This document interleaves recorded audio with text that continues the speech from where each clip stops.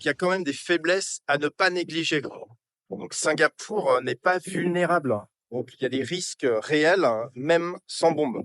Donc, par exemple, un effondrement économique mondial. Donc Singapour, comme vous le savez, vit du commerce, de la finance et de la logistique.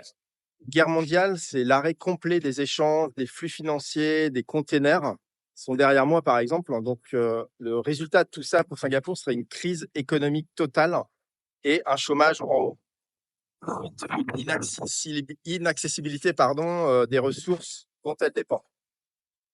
Il y a une dépendance alimentaire et énergétique qui est très forte ici.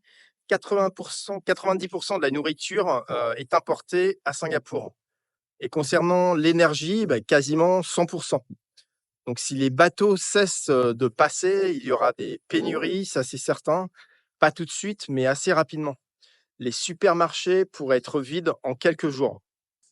Ensuite, on est à proximité quand même d'un point stratégique mondial qui est le détroit de Malacca qui se trouve, un petit peu plus loin derrière moi.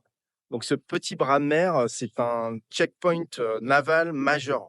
Si les tensions montent, il pourrait être bloqué ou attaqué, ce qui couperait Singapour, de ses approvisionnements en pétrole, gaz et nourriture, comme je disais avant.